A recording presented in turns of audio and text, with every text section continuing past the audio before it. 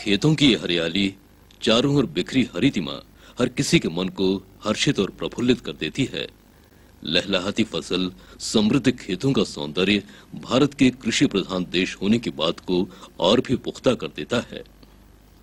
और आशानुरूप फसल लेने में सिंचाई एक मुख्य भूमिका निभाती है। अक्सर देखा गया है कि सिंचाई की सही पद्धति की जानकारी के अभाव के चलते कृषक बंधुओं को कई किस्म की दिक्कतों का सामना करना पड़ता है।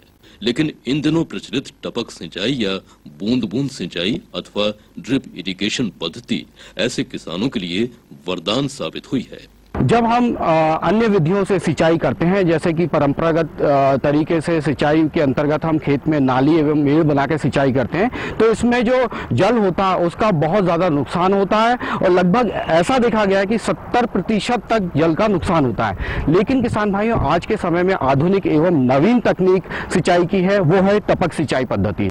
टपक सिंचाई प्रणाली एक ऐसी नवीन पद्धति है जिसके द्वारा खेतों और बाग बगीचों की आसानी से सिंचाई की जा सकती है। इसमें आवश्यकता अनुसार पानी को बूंद बूंद के रूप में पौधों की जड़ तक पहुंचाया जाता है। कम समय में ही किसान भाइयों के बीच लोकप्रिय हो चुकी ड्रिप पद्धति के लाभों की बात की जाए तो मुख्य फायदा है जल की बचत। चूंकि पानी केवल पौधों की जड़ों में ही वितरित होता है, इसलिए इसका अपव्यय नहीं होता। पानी देने के लिए मेड़ और नालियां बनाने की आवश्यकता भी नहीं पड़ती। साथ ही श्रम और अतिरिक्त पैसों की भी बचत होती है। केवल जड़ों को ही पानी देने के कारण खरपतवार भी नियंत्रित होता है। खाद के एक सार वितरण से रसायन की बचत होती है। फसल की गुणवत्ता बेहतर होती है और पैदावार में भी इजाफा होता है। टपक सिंचाई के संयंत्र में बागों अथवा खेतों में पानी के मुख्य स्रोत से पौधों की जड़ों तक विभिन्न आकार, प्रकार और क्षमता वाले प्लास्टिक पाइपों द्वारा जाल बिछाकर ड्रिपर्स, फिल्टर, गेट वाल्व से बूंद बूंद पानी उपलब्ध कराया जाता है। हमने यहाँ पर पीछे एक समवेल या पानी को भंडारण करने वाला एक कुआं बना रखा है। इसमें हम ट्यूबवेल के माध्यम से यहाँ पर पानी को एकत्रित करते हैं। अब ये एकत्रित किया हुआ पानी पंप के माध्यम से हमारे ड्रिप के संयंत्र में जाता है। चलिए आपको दिखाते हैं कि ड्रिप का संयंत्र में पानी किस प्रकार से आगे बढ़ रहा है। जैसा कि किसान भाई अभी हमने देखा कि मुख्य जो हमारा पानी का भंडारण का जो कुआं था, उससे पानी मोटर की सहायता से इस संयंत्र में, ये मोटर लगी हुई है, इस संयंत्र में आता है। पानी खेतों में जाने से पहले इन पाइप के माध्यम से, जो हमने फिल्टर की बात की थी, इस फिल्टर में पानी आता है। ये आप देख रहे हैं, ये सैंड फिल्टर होता है। लगभग इसकी लागत जो होती है 20 से 25 हजार की लागत होती है।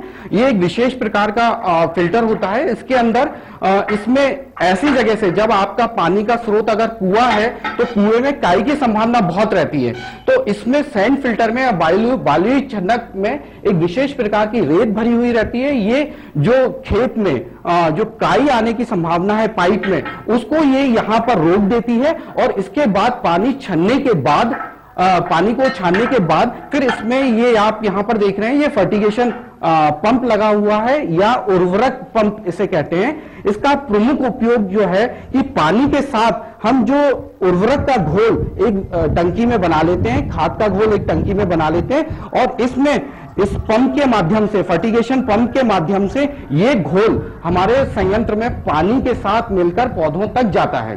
किसान भाइयों, इसके आगे एक और छन्नक लगा हुआ है जो कि स्क्रीन फिल्टर कहलाता है या स्क्रीन छन्नक कहलाता है।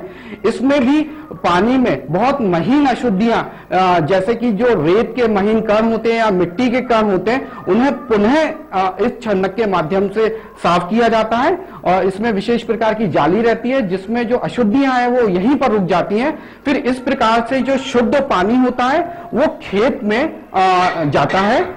चलिए किसान भाई, हम आपको दिखाते हैं कि खेत में ये संयंत्र किस प्रकार से काम करता है। किसान भाइयों, जैसा कि अभी हमने अंदर संयंत्र में देखा, पानी छन्ने के बाद छन्नक से होता हुआ बाहर पौधों तक पहुंचता है। पौधों के पहुंचने के लिए पानी यहाँ पर, जैसा कि आप देख रहे हैं, ये सब मेन लाइन जो कि मुख्य पाइपलाइन होती है, जो कि पीवीसी के पाइप की बनी हुई होती है, और ये लगभग 63 mm से लेकर 75 mm के साइज की होती है। इसमें पीवीसी के पाइप में आपको ध्यान रखने की आवश्यकता है कि ये 4 किलो से लेकर 10 किलो प्रेशर प्रति वर्ग इंच के हिसाब से होना चाहिए, अन्यथा ज्यादा प्रेशर में जो मुख्य लाइन है वो फटने का डर रहता है। ये इस प्रकार के पीवीसी पाइप की होती है। इसके बाद ये मुख्य लाइन के बाद जो खेत के अंदर ये लाइन जा रही है, ये सब मेन लाइन कहलाती है। ये सब मेन लाइन लगभग 63 mm की होती है और इन दोनों लाइन, जो मुख्य लाइन हमने जो पीवीसी की बताई और जो सब मेन लाइन है, इसको जमीन के अंदर दबा के रखना चाहिए, क्योंकि अन्यथा ये जब खुले में रहेंगी तो सूरज की रोशनी से इसके फटने का डर रहेगा, इसके खराब होने का डर रहेगा। इसके बाद जब खेत में मुख्य लाइन के बाद आप यहाँ पर काली नलिकाएं देख रहे हैं, ये विशेष प्रकार की एसडीपी प्लास्टिक की बनी हुई नलिकाएं होती हैं। ये लैटरल्स कहलाती हैं और यही लैटरल्स होती हैं जो कि पौधों के पास तक जाती हैं। इन्हीं लैटरल्स में आप देखेंगे कि पौधों की जो दूरी होती है उसी आधार पर इनमें हम जगह जगह पर इसमें ड्रिपर्स लगा देते हैं कि जो कि जिनसे पानी टपक के पौधों के पास गिरता है। ये यहाँ पर आप देख रहे हैं, इस प्रकार का ड्रिपर हम जहां पर पौधा होता है उसके पास में हम इसमें छेद करके ये ड्रिपर लगा देते हैं। इस स्थान से बूंद बूंद करके पानी गिरता है। किसान भाइयों, कुछ फसलें ऐसी होती हैं कि जिनमें पानी की आवश्यकता बहुत अधिक होती है, उनमें हम इन ड्रिप के बदले हम लघु स्प्रिंकलर्स या लघु जो फव्वारे होते हैं उनका प्रयोग करते हैं। ये इस प्रकार का ये फव्वारा आप यहाँ पर देख रहे हैं। ये जो हमारे जो मुख्य रूप से जो खेत में दिखते हैं फव्वारे, उनसे छोटे आकार के होते हैं और इनसे लगभग 1 घंटे में 33 लीटर से लेकर 200 लीटर पानी तक खेत में हम दे सकते हैं। छोटा वाला जो स्प्रिंकलर होता है, जो मिनी स्प्रिंकलर कहलाता है, इसको हमने यहाँ पर लगाया हुआ है और ये पौधे जो हमने फसल लगाई है खेत में, उस आधार पर हम निश्चित दूरी पर, जो हमारी जो लेटरल लाइन है ये लगभग 16 mm की होती है, इस पर हमने निश्चित दूरी पर छेद करके इस प्रकार के लेटरल्स हमने लगा दी हैं। ये सूक्ष्म फव्वारा विधि है और इसको भी हम लघु सिंचाई के अंतर्गत ही लेते हैं। अब किसान भाइयों, मैं आपको बड़े बगीचे में किस प्रकार से हम ड्रिपर को लगाते हैं और किस प्रकार से हम शिमला मिर्ची या टमाटर जैसी फसलों में ड्रिपर को लगाकर सिंचाई करते हैं, इसके बारे में आपको मैं बताता हूं। यहाँ पर आप देख रहे हैं अमरूद का बगीचा लगा हुआ है और ये लगभग 6 बाई 6 मीटर पे लगा हुआ है, यानी 6 मीटर पौधे से पौधे की दूरी और कतार से कतार की दूरी 6 मीटर। इसमें किसान भाइयों, जैसा कि मैंने पहले भी आपको बताया था, इसमें जो लेटरल 16 mm का इसमें लेटरल डला हुआ है और इसमें यहाँ पर आप देख रहे हैं ये नोजल है। ये नोजल जो लगा हुआ है, इसमें लगभग 8 लीटर पानी प्रति घंटे की दर से पौधों की जड़ों के पास गिरता है।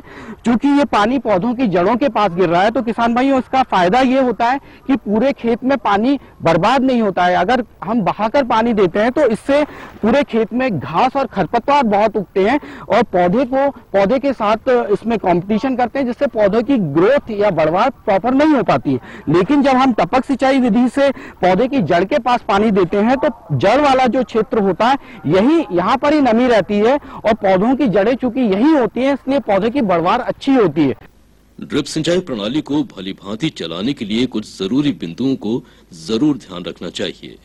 कम से कम फिटिंग्स जैसे एल्बो और बैंड्स का उपयोग करें।